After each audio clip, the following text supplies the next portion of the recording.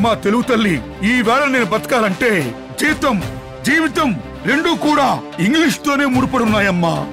అమ్మ పాలిచ్చి పెంచే తల్లి, నాన్న చెయ్యబడుకుని నడిపించే అయ్యా, ఆ నడిపించే అయ్యే ఇంగ్లీష్. సారీ ప్రకాష్, మీకు ఉద్యోగాలు రానందుకు. ఏ మాస్టర్, సారీ చెప్తున్నావా? సారీ సారీ చెప్తున్నావు చాలా తేలిగ్గా. చదువుకో చదువుకో చదువుకో అని చెప్పావు. చదువుకున్నాడు, ఆడి బతుకు బజారున పడింది. నువ్వు వచ్చి సారీ అని చేతులు దులిపేసి గడిపోతున్నావు. ఏ మాస్టర్, పేపర్ లీకేజీ లాపటం చేత కాని వాడివి చదువుకోమని చెప్పకూడదు. డబ్బులకి మార్కులు వేయించుకోవటం ఆపలేనోడివి చదువుకో అని చెప్పకూడదు. ఉద్యోగాలు అమ్ముకోవటం ఆపలేనోడివి చదువుకో అని చెప్పకూడదు. మాస్టర్, ముందు ఈ అవలక్షణాలన్నింటినీ మార్పించు, వ్యవస్థని మార్చు. అప్పుడు అప్పుడు చెప్పు చదువుకోండిరా, చదువుకోండి బాబు అని. అంతవరకు నోరెత్తకు. సారీ నీకే కాదు, నీలాంటి పంతులందరికీ ఇదే మాట చెబుతున్నా.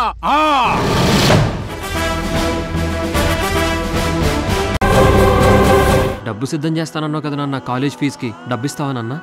నువ్వు అర్జెంట్ అన్నావని చెప్పి నిన్ను హాస్పిటల్ దగ్గరికి రమ్మన్నాను. నాన్న సడన్ గా ఇంత డబ్బు ఎక్కడి నుంచి వచ్చిందన్న? బాబు, మన దేశంలో రైతులు చేలో పండిన పంటను అమ్ముకుంటారు డబ్బుల కోసం. కానీ మనలాంటి వాళ్ళు ఒంట్లో పెరిగిన అవయవాలను అమ్ముకుంటారా?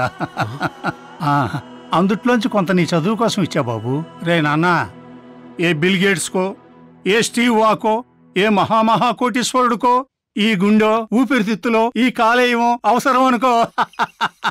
అప్పుడు ఈ సామాన్యుడు 1000 కోట్ల మనిషి అవుతాడు రా. నా గురించి బాధపడకు, చదువు మాత్రం ఆపకయ్యా. బాగా చదువుకో నాన్న. నా చదువు కోసం నీ కిడ్నీ అమ్ముకున్నావు కదా నాన్న.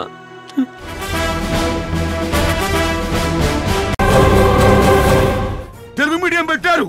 ఓహో ఆహా, తెలుగు మీడియం పెట్టారని సంఖ్యలు గుర్తుకున్నాం, సంఖ్యలు ఎగరేస్తాం. బిఏలు, బీకామ్లు, ఎంకామ్లు, ఎంఎస్సీలు పాస్ అయిపోయాం. కాలేజీల నుండి యూనివర్సిటీల నుండి బయటకు వచ్చిన తర్వాత మాకు ఉద్యోగాలు వస్తాయని సంబరపడిపోయాం. కానీ ఏమైంది?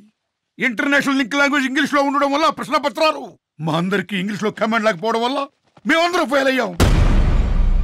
ఎవరికైతే అవకాశాలు ఉన్నాయో, ఎవరైతే ఇంగ్లీష్ మీడియంలో చదువుకున్నారో వాళ్ళందరూ బ్రహ్మాండంగా రాశారు, వాళ్ళందరూ పాస్ అయిపోయారు, వాళ్ళందరూ కలెక్టర్లు అయ్యారు, ఎస్పీలు అయ్యారు, ఇంజనీర్లు అయ్యారు, డాక్టర్లు అయ్యారు.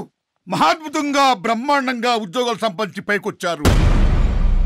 కానీ మా పేద పిల్లలం ఎవరైతే తెలుగు మీడియంలో చదువుకున్నామో మేమేమయ్యాం? ఏమయ్యాం మేము? ప్యూన్లు, అటెండర్లు, గుమస్తాలు, ఇవి కాకుండా మన భారతదేశ సార్వభౌమాధికారిని కాపాడే జవాన్లు అయ్యాం, శాంతి భద్రతలు కాపాడే పోలీసులు అయ్యాం మేము. ఎక్కడుంది సామాజిక న్యాయం? విద్య ద్వారా సామాజిక న్యాయం జరుగుతుందని చెప్పాడు అంబేద్కర్ మహానుభావుడు. కానీ ఈ ఇంగ్లీష్ మీడియం తెలుగు మీడియం వల్ల సామాజిక న్యాయం జరగలేదు సరిగదా, అంతరాలు ఇంకా పెరిగిపోయాయి. ఇంగ్లీష్ అనుకున్న వాడు ఆకాశానికా, తెలుగు మీడియం వాడు అత్తపాతాళానికా? ఏందండి మీరు చెప్పేది?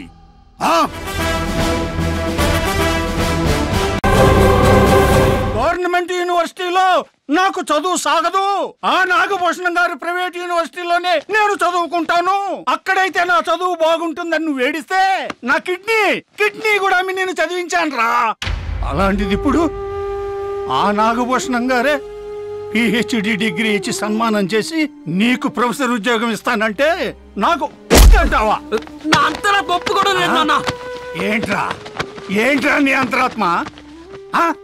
ఏంటి నీ అంతరాత్మ? చెల్లెలు పెళ్లి ఆగిపోతే ఒప్పుకుందా? అమ్మ నగలమ్మేస్తే ఒప్పుకుందా? నా కిడ్నీ అమ్మేస్తే ఒప్పుకుందా? ఇల్లు ఆగిపోతే ఒప్పుకుందా నీ అంతరాత్మ? అంతరాత్మ అంతరాత్మ అంటావు ఏంట్రా? అంతరాత్మ ఎక్కడుందిరా దేశంలో ఇవాళ? అది హిమాలయాల దాటి ఎప్పుడో వెళ్ళిపోయిందిరా.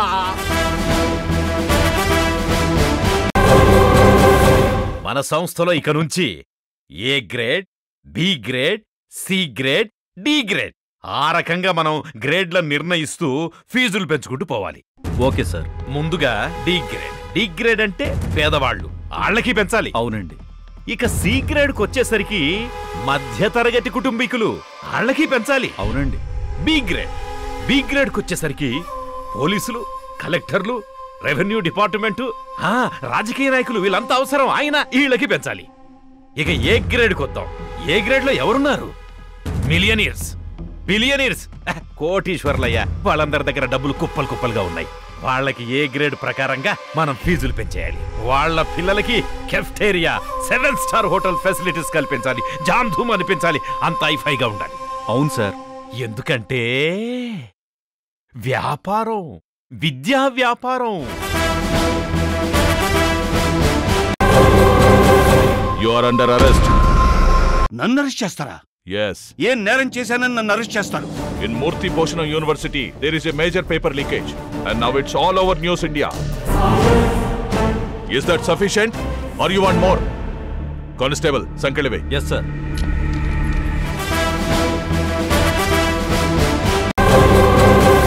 ఇప్పుడు పబ్లిక్ సర్వీస్ కమిషన్ నోటిఫికేషన్ పడింది కదా, ఆ ఉద్యోగాలన్నీ కూడా నా కోచింగ్ సెంటర్ స్టూడెంట్స్కే రావాలి.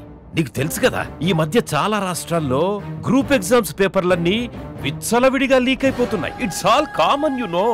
అందుకని ఇప్పుడు పడబోయే గ్రూప్ ఎగ్జామ్స్ పేపర్స్ లీక్ చేసి నువ్వు నాకు ఇచ్చేసావనుకో, నా కోచింగ్ సెంటర్ల ఇమేజ్ ఇంకా పెరిగిపోతుంది. విద్యా వ్యాపారస్తులు ఎక్కువైపోయారు. మల్టీనేషనల్ కంపెనీలు కూడా యూనివర్సిటీస్ పెడుతున్నాయి. పోటీ పెరిగిపోయిందయ్యా. దీనికి తోడు గవర్నమెంట్ క్యాంపసులు కూడా మనతో పోటీ పడుతున్నాయి. విదేశాలకు వెళ్లే విద్యార్థుల సంఖ్య పెరిగిందయ్యా. నాగభూషణం ఇన్స్టిట్యూషన్సే నంబర్ 1 అని దేశం మొత్తం అనాలంటే ఏం చేయాలంటావు? ఏం లేదు సార్, పరీక్ష పేపర్ ముద్రించే ఆఫీసును పట్టుకుంటా. పరీక్ష ముందు రోజు ఆ పేపర్ను తీసుకొని మన అన్ని ఇన్స్టిట్యూషన్స్ వాట్సాప్ గ్రూప్లలో పెట్టేద్దాం. పని జరగాలంటే లక్షల్లో ఖర్చు. అసలు దీని ఎడ్యుకేషన్ కి ఎన్ని లక్షలు ఖర్చు పెడతామో తెలుసా? రేపు దీనికి ఉద్యోగం వస్తే మనం కోట్లు కోట్లు సంపాదించాలి. ఇదిగో పిల్లలకి ఇచ్చే ఆస్తి నాగో నట్రో భూమో పుట్రో కాదు, చదువు. చదువు ఇవ్వాలంటే ఆస్తిగా ఇస్తున్నావులేవే. రోజు 14 గంటల నుండి 18 గంటల పాటు పిండి రుబ్బినట్లు పాఠాలు రూపమంటున్నావు దాన్ని.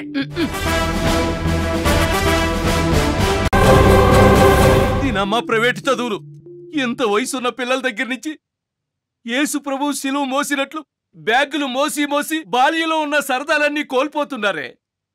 సీతాకొక చిలుకల్లా హాయిగా ఉండాల్సిన పిల్లలు గొంగళ పురుగుల్లా ఉండిపోతున్నారే. ఓ పక్క సెమిస్టర్, ఓ పక్క అసైన్మెంట్, ఓ పక్క ప్రాజెక్టు వర్క్లు, ఓ పక్క రికార్డు వర్క్లు, నానా ఒత్తిడికి గురవుతూ హింసను భరిస్తున్నారే.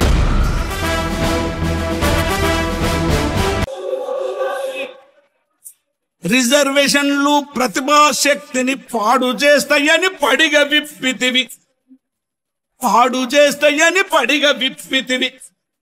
నీ కాళ్లకు దొడిగే చెప్పుల నడుగు, కట్టుకున్న నీ పంచను అడుగు, కట్టుకున్న నీ పంచను అడుగు, నీ మెడలో మెరిసే గొలుసును అడుగు.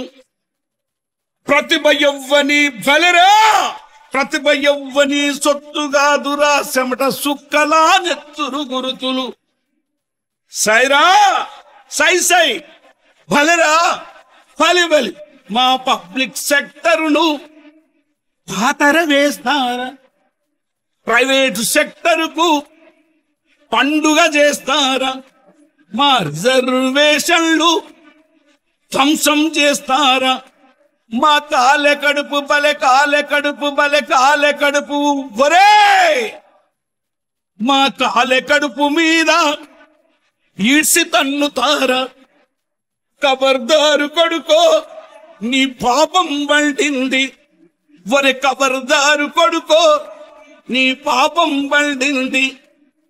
కాసుకోర కొడుకో ఈ కోసిగాళ్ళ దెబ్బ, ఈ కోసిగాళ్ళ దెబ్బ. సైరా సై సై మా తాత ముత్తాతల త్యాగం భారత రాజ్యాంగం, మా బడుగుల రాజ్యాంగం, అభాగ్యుల వేదం, మా అన్నార్తుల నాది. బలిరబలి